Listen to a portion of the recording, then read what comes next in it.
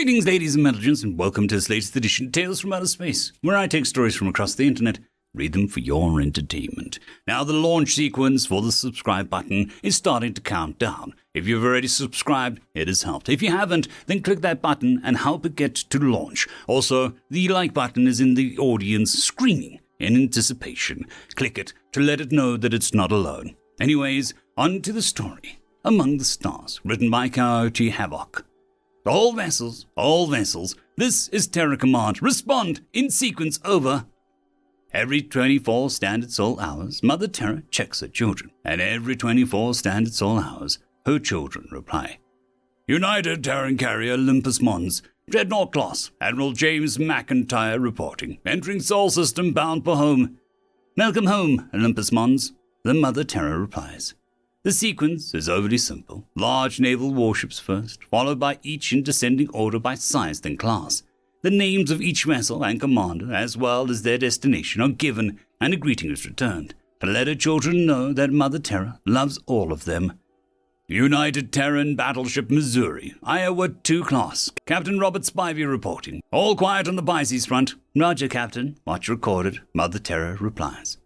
The names of ships and their commanders run together. Too many names for one human to keep up with. So Terra Command divides her ships among 400 mothers. Every vessel from the moment of launch receives the same mother for the life of that vessel. Your crew's very own Mother Terra always wants to hear from you like any human mother wants to hear from her son or daughter on some distant battlefield. United Terran Battle Cruiser Chisinau, Prairie Class, Lieutenant Tim Aubrey reporting. Limping past Tal City, 135 survivors, 31 wounded, 244 dead. Master Chief Logan Holland passed into the void last night. Mother Terra wants to know who didn't make it home as well. His family will be informed. From dust we all came, and to dust we shall all return, Mother replies, choking back her sobs. It is common during times of conflict for 400 Mother Terras to all weep for the lost. Sons and daughters lost to the void are recorded and their families informed, often receiving a notice of loss stained with tears from the mother assigned to the Sol's crew. United Terra Escort Destroyer Tumwa, O'Reilly Class, Lieutenant Owa Yazdi, reporting. Escorting UTS Shasomi home. Bring her home safe, and congratulations on your promotion to Lieutenant Commander. You gave them hell at Serapis. Mother Terra is proud, Terra replies. Mother Terra mourns the loss of her children and celebrates in their triumph. The list goes on and on. Mother Terra loves her children, all her children. The announcement to fleet, it is now July 23rd on Terra, beginning amongst the stars call. Mother Terra loves and cares for her children, all of them. She knows all her children by name. She also never forgets them. In accordance with the tradition of the United Terran Navy to never leave a ship unaccounted for, the following vessels, please respond. Mother Terra never forgets. UTS Walden Light Cruiser Vladislavok class, named after Walden, Colorado. To Lieutenant Commander Alexia Mitsopoulos, commanding 72 hours amongst the stars, Mother says. From the most recent to the oldest, regardless of how long they've been lost, she calls out to her children. UTS Sapporo Light Cruiser Vladislavok class, named after Sapporo, Japan. Lieutenant Commander Carl von Savoy, commanding 72 hours amongst the stars, Mother says. The battle at Serapis was successful, but a heavy price was paid. UTS Lander Light Cruiser Cheyenne class, named after Lander, Wyoming, Lieutenant Angela Crease, commanding 72 hours amongst the stars. Sometimes those lost amongst the stars.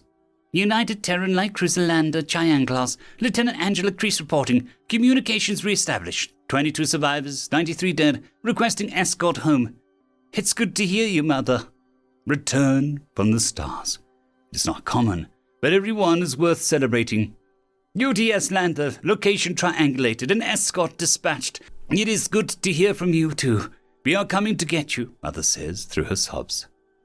UTS Arizona Battleship Pennsylvania 2 class, named after USS Arizona. Captain Sun Liao, commanding 72 hours amongst the stars. Most will never respond. UTS Mojave Cruiser, Mojave class, named after the Mojave Desert. Commander Cable Westmoreland, commanding 1 year amongst the stars. Hours turn into days, days into months, months into years. Mother never stops calling out to her children. Terran exploration vessel Mariposa, Curie-class science vessel, Deborah McCullum commanding, 11 aboard, 4 years amongst the stars. Mother loves and remembers all her children. Colony vessel Edward Martin, Thomas Massai commanding, 12,000 souls aboard, 29 years amongst the stars. Mother Terra never forgets her children. USS Venture, United States exploration vessel, Douglas Rivers commanding, 3 aboard, 77 years amongst the stars. Any of her children. Voyager 1, United States exploration probe, 243 years amongst the stars. Every 24 standard soul hours, the request repeats. Mother Terra knows that some of her children will never respond. Undaunted, Mother Terra will call out to them until everyone is accounted for. From dust, we all came, and to dust we all return. But Mother Terra will search for her children until none remain among the stars. End of story. Story number 2. Giant Doom Laser, written by TonberryFeye. As per company policy, Derek picked up the call with a smile upon his face. Thank you for calling Invade RU's, your one-stop shop for pan-galactic pugilism. Can I take your name, please? A nasal voice responded, Yes. My name is Nicola. Thank you, and your account number, please. I think it was, 3? Lovely. And your memorable phrase? I don't remember. That's the one. I now have access to your account. Can I call you Nigella? Thank you so much. What can I do for you today, Nigella? Nigella cleared her throat awkwardly. Well, I would like to conquer a planet, and I was told that you humans could help with that. Oh, of course, and I must say that you've picked a lovely time of year to do it, Derek responded cheerfully. May I ask the reason for your planetary conquest? Well, my mom said if I don't move out of the basement by the end of the month, she's going to start charging me rent. I see. I'll just put that down as revenge against the cruel injustices of fate, shall I? And is it your mother's planet that you would like to invade? Oh, goodness, no. I want to get away from her. Derek gave a pleasant little hum as he updated the client's file. I'm just having a look at what's available. Oh, there's a 2-week slot available in the Surrendertron 9000. But everyone conquers that. I need something that will get me taken seriously.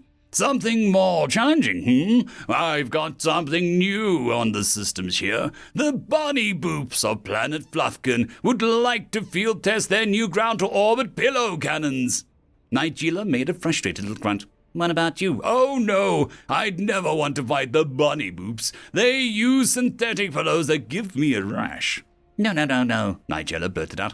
I meant, what about you? What system are you in, human? Derek's eyes lit up with the question. Well, I was born and raised in Proxima Centauri, but my species is originally from the nearby Sol system. Can I invade the soil system? A laugh nearly escapes from Derek's lips. You can try, Nigella, but it would involve having to overcome a giant doom laser defending the system. Somewhere outside the office, a dog began to bark in distress. Nigella paused. Giant doom laser? No. A giant doom laser! Derek corrected. All the birds had stopped singing now. How are you making your voice do that ominous echo? The would-be conqueror asked. I'm afraid I don't know what you mean, Derek replied. Well, never mind. So you're telling me the soil system is guarded by a really big gun? Derek considered the question. Well, I suppose it depends on how you define a gun, really. I see. No other defenses at all. We've never needed any. The giant doom laser has generally been more than enough to deal with any invader. As echoes of ominous word faded, Derek thought he heard someone cackling madly in the break room. And, where is the giant doom laser? The giant doom laser! Outside the window thunderclapped, despite it being a bright, cloudless day. He is placed at the zenith point of the system. Nigella considered this. So if one were to enter at the nadar point... I must advise against that, Nigella. We do not, under any circumstances, advise our clients to invade the Sol system, or any system within 100 light years of the Sol system. Look, I can see that you're eager to make a name for yourself, so let me see if I can get you into contact with the Empire of Clumsy Analogies for inner-city gang violence. I'm sure—" No, I think I've made up my mind. Thanks for your help. The line went dead. Derek sighed and closed the account. Nigella wouldn't be needing it any longer.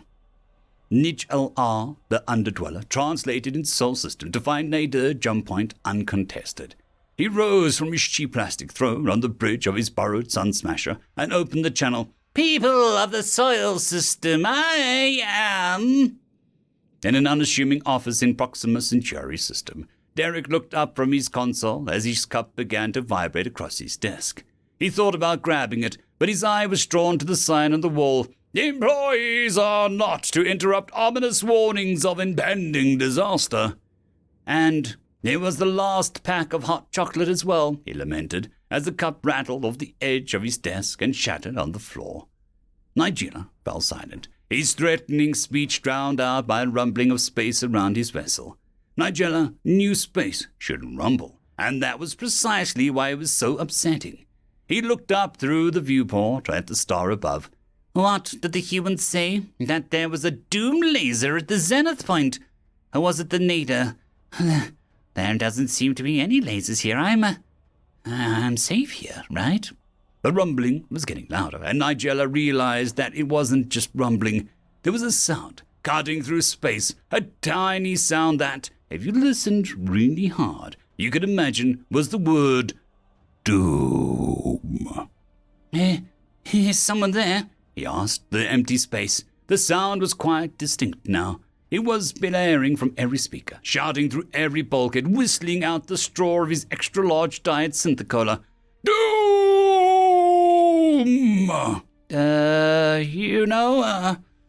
Maybe invading the Sol System isn't the best idea. I'll just, Nigella looked up, and his jaw dropped open in terrified awe. The sun was flexing above him, writhing and shifting as if it were alive. The roaring ethereal voice grew louder and louder, and right before his eyes the sun went from spherical to toroid. There, on the far side of the now donut-shaped star, was a giant cannon, and from it came the voice of a vengeful god. "Doom!" In his office in Proxima Centauri, Derek stuck a finger in his ear and wriggled it about to try and make the ringing stop. That was the problem with the giant doom laser. It had effectively doomed the entire human race to a state of permanent tinnitus. With a sigh, he placed a fresh cup of coffee on his desk and settled in to take the next call. "Thank you for calling Evade RUs, the galaxy's leading provider of cowering puny mortals. Can I take your name, please?" Yes. I was wondering about the ominous sound that made all the small children on my planet burst into tears just now. "I am sorry about that, ma'am. That was the giant doom lasers in the Sol System. It seems someone tried to invade A giant doom laser? That sounds fantastic. Could it be that I have finally found a worthy foe? How soon can I invade your system?" Derek sighed. It was going to be one of those days. End of story.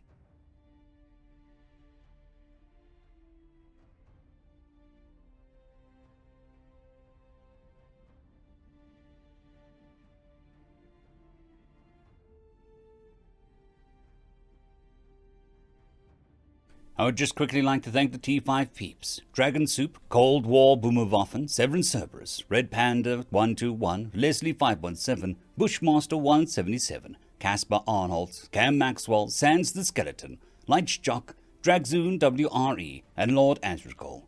Thank you very much.